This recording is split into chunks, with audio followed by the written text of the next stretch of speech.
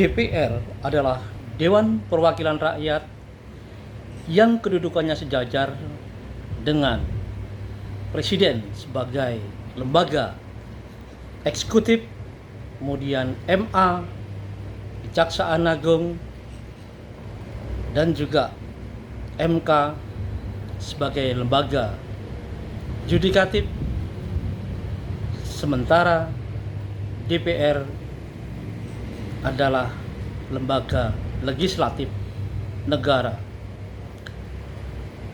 Ketiganya merupakan pilar demokrasi yang harus kita jaga keberadaannya sehingga bisa membuat kelancaran dari operasional atau tindakan-tindakan negara yang diambil oleh presiden.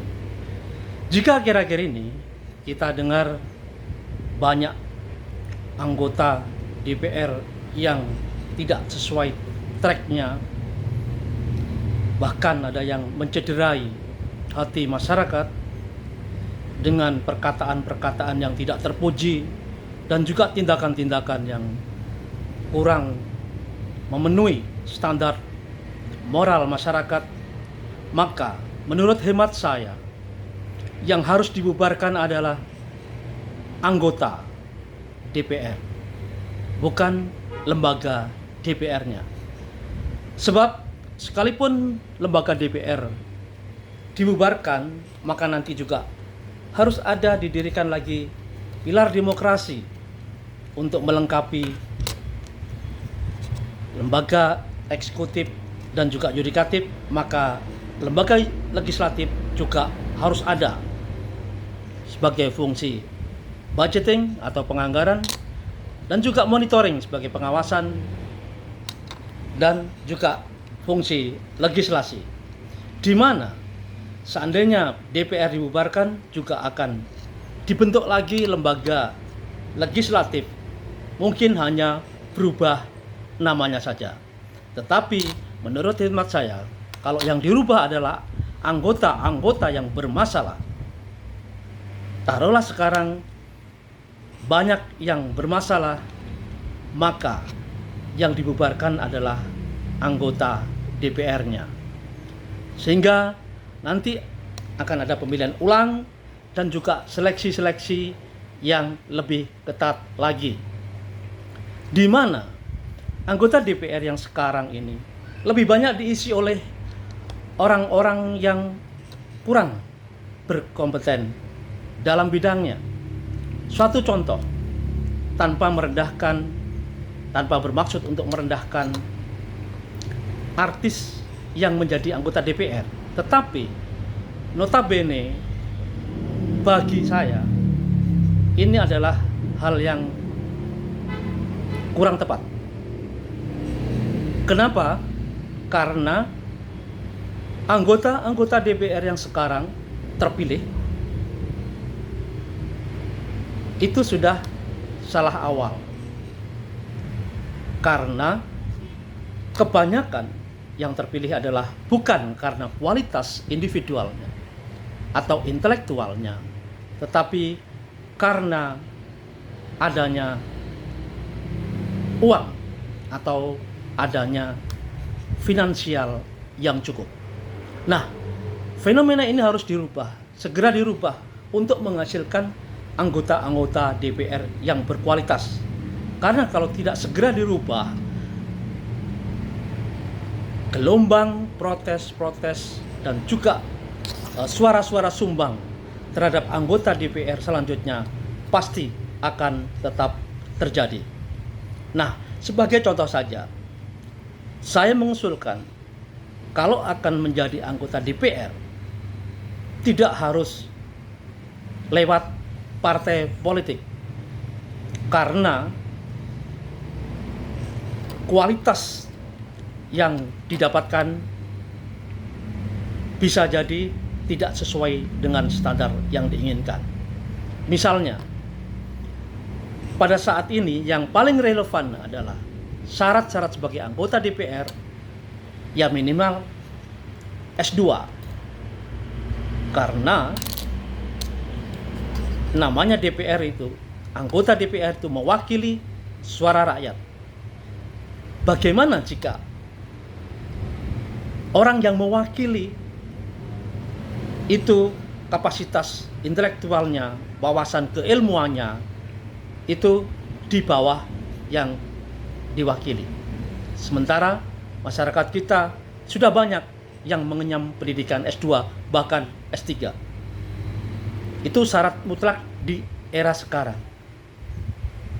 Dari ijazahnya dulu. Yang kedua, tanpa lewat parpol. Jadi siapapun, pribadi-pribadi atau insan-insan di negara kita ini yang mempunyai kualitas intelektual dan juga kualitas moral, agama, dan kualitas yang lainnya bisa dipilih langsung oleh rakyat. Itu untuk menghindari kekeliruan kita dalam memilih anggota DPR. Selanjutnya, akhir-akhir ini kita semua sudah mendengar salah satu anggota DPR kita, Ahmad Saroni dari Partai Nasdem. Berita aktualnya adalah dia sudah dicopot dari Ketua Komisi 3 DPR. Jadi ingat, dicopot bukan dipecat. Kalau menurut saya itu seharusnya dipecat.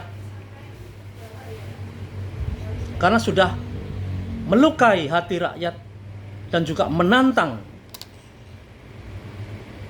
rakyat Indonesia. Bahkan ngata-ngatain rakyat dengan sebutan yang sangat tidak pantas. Ganjaran yang diterima seharusnya dicopot dari anggota DPR atau dipecat. Nanti mekanismenya adalah di PAW, penggantian antar waktu oleh partainya atau Partai Nasdem. Nah, kalau cuma dicopot dari jabatan, ya kebetulan dia adalah Ketua Komisi 3 DPR, artinya dia masih menjabat sebagai anggota DPR dan mungkin juga masih menjabat sebagai anggota atau anggota Komisi 3 DPR. Ini sangat-sangat tidak memuaskan.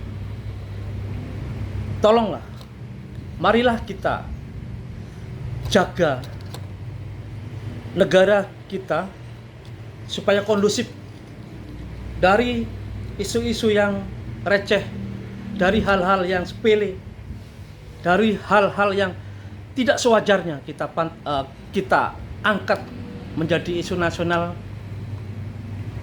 supaya negara kita stabil dalam keamanan, ketertiban, ketentraman,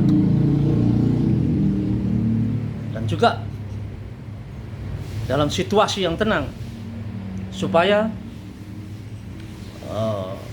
pemimpin negara ini bisa fokus untuk melaksanakan tugasnya, membangun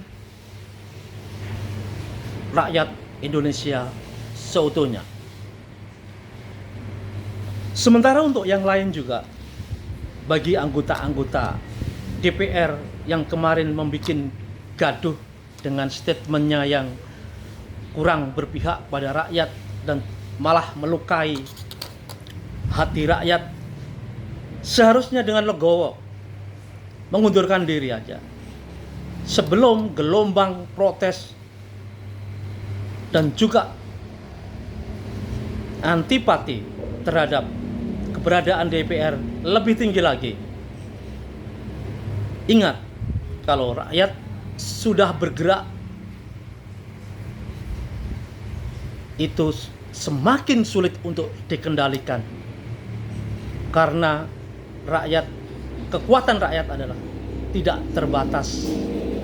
Solidaritas kita sebagai rakyat semakin tinggi di tengah perilaku pemimpin negara ini yang dari hari ke hari semakin aneh dan semakin susah untuk dikendalikan.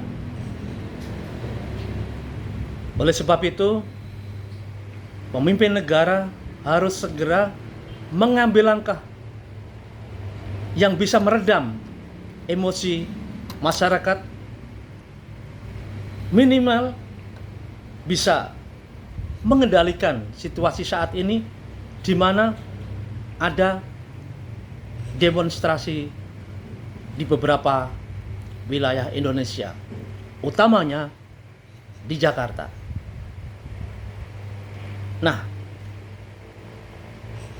kita juga telah mendengar tadi malam terjadi insiden yang luar biasa yang merenggut jiwa rakyat Indonesia.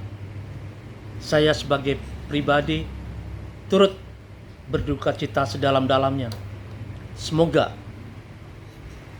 yang menjadi korban kemarin diterima di sisi Allah Subhanahu wa taala. Dan semoga aparat juga bisa lebih hati-hati lagi dalam menangani kasus seperti ini. Bisa lebih ketat lagi protapnya.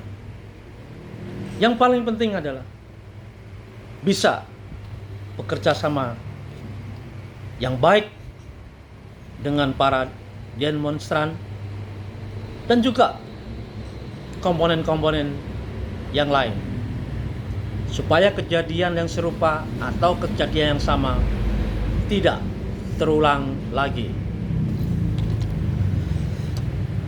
Itulah sekilas yang mau saya sampaikan.